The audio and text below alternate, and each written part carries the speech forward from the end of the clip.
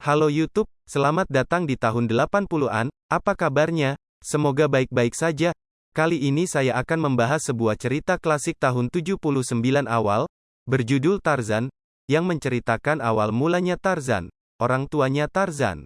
Sebelum mulai, mohon kesediaannya untuk subscribe, like dan komennya untuk kelangsungan cerita-cerita selanjutnya. Oke, kita mulai saja ya. Dari catatan-catatan kantor koloni dan dari catatan harian dari orang yang meninggal menunjukkan bahwa seorang bangsawan Inggris yang dipanggil John Clayton, Lord Greystock, telah diperintahkan untuk mengadakan suatu penyelidikan penting di koloni Inggris di pantai barat Afrika yang kabarnya tentara pribuminya telah mendapat bantuan tentara dari kekuatan Eropa lain. Clayton adalah tipe bangsawan Inggris yang sungguh-sungguh kuat secara mental, moral dan fisik. Ketika menerima penunjukan ini ia merasa gembira dan terkejut. Ia telah menikah dengan Alice Rutherford untuk 3 bulan lamanya, dan pikiran akan membawa wanita muda cantik ke dalam bahaya-bahaya dan keterasingan Afrika tropikal itu menakutkannya. Demi kebaikan istrinya, dia akan menolak perintah itu, tapi istrinya tak menginginkan demikian. Dia mendesak agar ia menerimanya, dan tentu saja dia turut serta. Maka pada suatu pagi bulan Mei yang cerah di tahun 1888, John Lord Greystock dan Lady Alice berlayar dari Dover menuju ke Afrika. Sebulan kemudian mereka tiba di Freetown, di mana mereka mencarter sebuah perahu kecil, The Fualda yang akan membawa mereka ke tujuan akhir mereka. Dan di sini mereka menghilang dari pandangan dan pengetahuan orang. The Fualda yang mempunyai berat sekitar 100 ton adalah tipe perahu yang sering kelihatan di pelabuhan-pelabuhan dagang di bagian selatan Atlantik.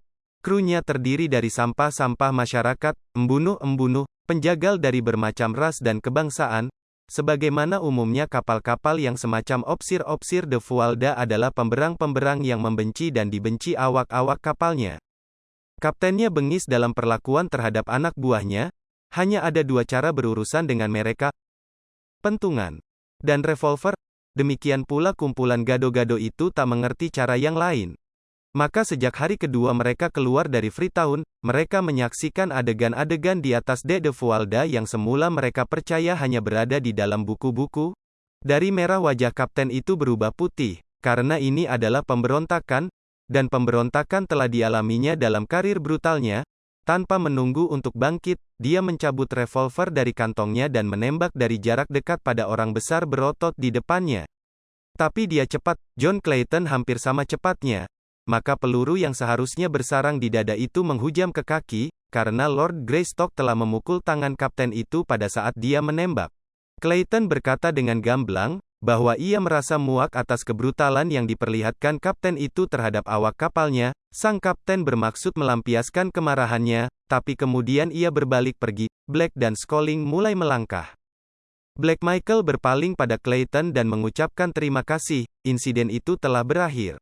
Demikianlah mata rantai pertama telah tertempa tentang apa yang telah ditakdirkan untuk membentuk suatu untaian keadaan-keadaan yang berakhir pada suatu kehidupan yang belum lagi dilahirkan.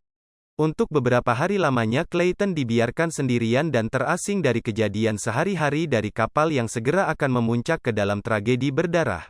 Suatu tengah hari, pelaut tua yang dijatuhkan kapten itu datang pada Clayton. Pemberontakan.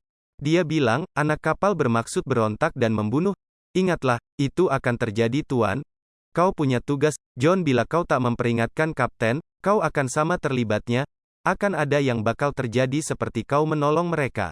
Bohong, dan kalau kau campur tangan lagi dengan disiplin kapal ini atau ikut campur dengan urusan yang bukan urusanmu, kau harus menanggung konsekuensinya. Dan terkutuk. Well, Alice, kata Clayton ketika ia kembali pada istrinya, seharusnya aku menghemat nafasku, peduli amat dengan dia dan perahunya. Sampai kita selamat ke tujuan aku akan menggunakan energiku hanya untuk keperluan kita. Kembali ke kamar mereka, Clayton itu menemukan kabin mereka berantakan, kotak-kotak dan tas-tas mereka dan ranjang mereka acak-acakan. Hanya pistol-pistol yang hilang, dan fakta bahwa hanya itu yang mereka inginkan adalah keadaan yang paling mengerikan sejak kita berada di kapal sial ini. Kemudian ketika mereka sedang membereskan kabin mereka, mereka melihat sehelai kertas telah diselipkan di bawah pintu kamar mereka. Cepat dan diam-diam Clayton melangkah ke pintu, tapi ketika ia mencapai pintu untuk membukanya, istrinya mencegah. Tidak John, dia berbisik, mereka tak ingin dilihat. Jadi kita tak dapat berusaha untuk melihatnya? Mungkin kesempatan terbaik kita agar selamat adalah bersikap netral. Clayton menjatuhkan tangannya ke sisinya. Akhirnya mereka memperhatikan potongan kertas itu sampai akhirnya berada di lantai tepat di depan pintu, kemudian Clayton memungutnya. Tutup mulutmu! Satu kata kau katakan pada kapten mengenai hal ini, kau mati! Esok paginya Clayton melihat pemandangan yang menguatkan ketakutannya, awak-awak kapal Fualda saling berhadapan dengan opsir-opsirnya, mereka berlari. Mencari perlindungan atas tembakan-tembakan serentak opsir-opsir itu dan dari persembunyian, mereka membalas tembakan kelima orang yang memimpin kapal itu. Tapi atas teriakan komando Black Michael, bajingan-bajingan haus darah itu kebanyakan bersenjatakan kaitan, kapak dan pengumpil, menyerang opsir-opsir itu. Dalam sebalau itu, sang kapten dijatuhkan dan sejenak kemudian, yang lainnya rebah mati atau terluka dari belasan luka-luka tembakan atau pukulan. Pekerjaan pemberontak-pemberontak itu berlangsung cepat dan ganas. Kini tanpa belas kasihan, mereka bertindak untuk membuang yang mati dan sekarat ke samping kapal. Selama itu Clayton berdiri di samping, kini salah seorang kru mengincar mereka. Ini dia. Ada 2 ekor ikan lagi, dia berteriak. Tapi Black Michael lebih cepat. Baru saja orang itu mengambil 6 langkah, ia rebah dengan sebutir peluru bersarang di tubuhnya. Dengan sebuah geraman Michael berbalik pada yang lainnya. Ini adalah teman-temanku, biarkan mereka sendirian. Aku kini kapten kapal ini. Dan kata-kataku harus dituruti. Pada hari kelima setelah pemberontakan itu, daratan nampak. Bila tanah itu dapat didiami, Lord dan Lady Greystoke akan diturunkan ke darat. Sebelum gelap, kapal itu telah berlabuh di tepian yang tenang, yang permukaannya bagaikan kaca. Sekeliling pantai itu indah dengan kehijauan semi-tropikal, sementara di kejauhan tanah bangkit dari laut berupa bukit-bukit dan dataran-dataran, hampir uniform ditutupi oleh hutan-hutan yang mula-mula purba. Ketika gelap bertahta di atas bumi, Clayton dan Lady Alice masih berdiri di pagar dalam pemikiran diam-diam mengenai masa depan mereka. Dari dalam hutan seram itu terdengar suara-suara binatang buas, raungan dalam dari singa dan lolongan melengking dari macan kumbang. Kemudian malam itu Black Michael menemani mereka cukup lama untuk memberitahukan agar mereka bersiap-siap mengemasi pakaian-pakaian untuk pendaratan besok pagi. Mereka membujuknya untuk membawa mereka ke tempat yang lebih dekat peradaban, sehingga mereka dapat sampai pada tangan-tangan yang bersahabat, tapi tak ada keringanan, tiada ancaman, janji ataupun hadiah dapat menggerakkan hatinya. Aku adalah satu-satunya orang yang tak ingin melihat kalian mati, namun Black Michael bukan orang yang lupa budi. Kau pernah menyelamatkan aku, demikian pula denganku, tapi hanya itu yang dapat kulakukan. Esok paginya barang-barang mereka diturunkan ke sebuah perahu kecil untuk diangkut ke pantai, di antaranya terdapat makanan, alat-alat korek api, bahkan senapan-senapan dan amunisi. Black Michael menyertai mereka ke pantai dan yang terakhir berangkat ketika perahu itu kembali ke The Fualda. Clayton dan istrinya memandangi kepergian mereka dengan membisu dan perasaan putus asa. Ketika mereka menyaksikan The Fualda berlalu sepanjang pantai dan menghilang dari pandangan, tangis Alice pun pecahlah. Dengan berani dia menghadapi bahaya pemberontakan itu, tapi kini syarafnya melemah dan reaksinya timbul. Ada satu hal yang harus dilakukan, kerja mestinya satu-satunya keselamatan kita. Tapi John, andai kata hanya kau dan aku saja, dia menangis, aku tahu kita akan sanggup menjalaninya, tapi beribu-ribu tahun yang lalu, nenek moyang kita menghadapi problem yang sama dengan kita, mungkin di hutan primeval yang sama ini.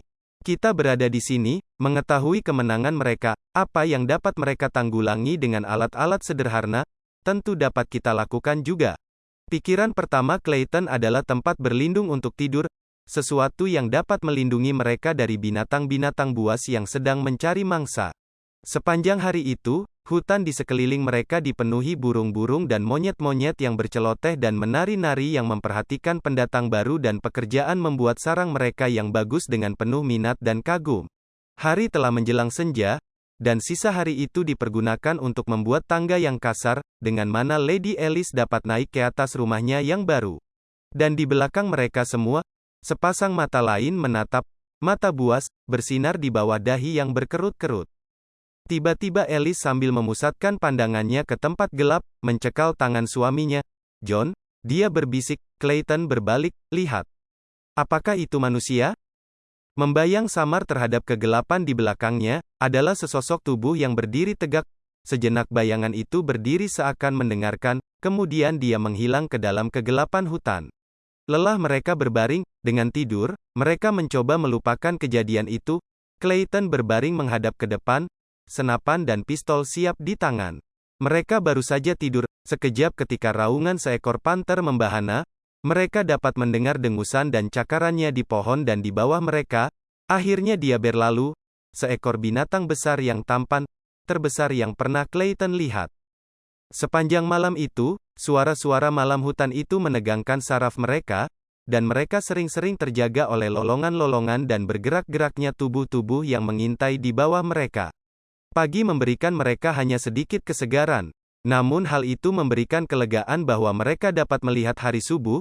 Segera setelah mereka sarapan daging asin, kopi dan biskuit, Clayton mulai membuat rumah mereka. Pekerjaan itu berat dan memakan waktu sebulan penuh. Namun dia membangun hanya sebuah ruangan kecil. Ia membangun kabinnya dari batang-batang pohon kecil, menutup celahnya dengan tanah liat. Di salah satu ujungnya dia membuat perapian dari batu-batu kecil dari pantai. Pada jendela dipasanginya ranting-ranting, diatur sedemikian rupa hingga membentuk kisi-kisi yang kuat untuk menahan binatang yang kuat. Pintu dibuat dari peti-peti tempat barang mereka, disusun menjadi pintu yang kuat, tergantung pada kusen yang masif. Pembuatan ranjang, ursi-ursi, meja dan rak-rak adalah relatif pekerjaan mudah. Hingga pada akhir bulan kedua, mereka telah dapat menetap dengan baik dan kecuali untuk ancaman serangan binatang buas dan kesepian yang terus bertambah, mereka merasa tenang dan berbahagia. Di malam hari binatang-binatang besar menggeram-geram di sekitar kabin kecil mereka, tapi sekarang mereka tak begitu memperdulikannya. Mereka tidur nyenyak sepanjang malam. 3 kali mereka menangkap bayangan sesosok tubuh besar seperti manusia, tapi tak pernah cukup dekat untuk mengetahui apakah itu manusia ataukah kera. Tapi suatu sore, ketika Clayton sedang bekerja untuk penambahan rumah mereka, sejumlah monyet-monyet yang ketakutan datang memekik-mekik melalui pohon-pohon dari arah belebas seakan memperingatkan dia terhadap bahaya yang sedang mendatang. Akhirnya ia melihatnya. Makhluk yang ditakuti monyet-monyet itu, manusia kera yang sering terlihat bayangannya oleh Clayton. Makhluk itu mendekat melalui hutan, seekor kera antropoid yang besar, dan ketika dia menghampiri, dia mengeluarkan geraman dalam dan suara menyalak rendah. Clayton berada cukup jauh dari kabin, bersenjatakan hanya sebuah kapak. Kini kera besar itu menghampiri langsung kepadanya, dan dari sudut yang praktis memotong jalan larinya, kemungkinan melawan kecil sekali. Alice, apa yang akan terjadi dengan Alice? Namun masih ada sedikit kemungkinan untuk mencapai kabin. Ia berbalik dan lari, sambil meneriakkan tanda bahaya pada Alice. Lady Greystock mendengar teriakan itu, menoleh untuk melihat kera itu melompat dengan kecepatan yang mustahil. Dengan jeritan rendah, dia melompat ke dalam kabin, sukmanya penuh dengan teror, karena binatang itu menghadang suaminya yang mencekal kapaknya siap untuk diayunkan bila binatang itu melakukan serangan akhir. Tutup dan kunci pintu Alice. Ia berseru, "Aku dapat membereskannya dengan kapakku." Tapi ia tahu ia sedang menghadapi kematian yang mengerikan. Dan begitu pula Alice. Kera besar itu menyeringai memperlihatkan taringnya. Matanya berkilat.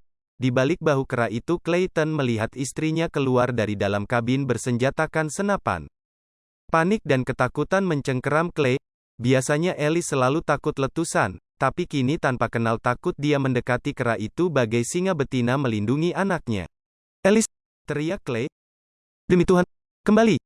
Tapi pada saat itulah kera itu menyerang, dan Clay mengayunkan kapaknya sekuat-kuatnya.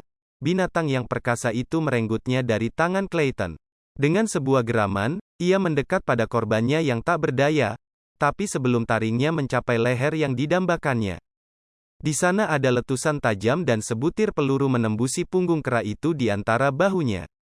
Sambil melemparkan tubuh Clayton ke tanah, binatang itu berbalik pada lawan barunya. Sebelum Alice dapat melepaskan tembakan lagi, binatang itu menerjang. Cerita ini bersambung.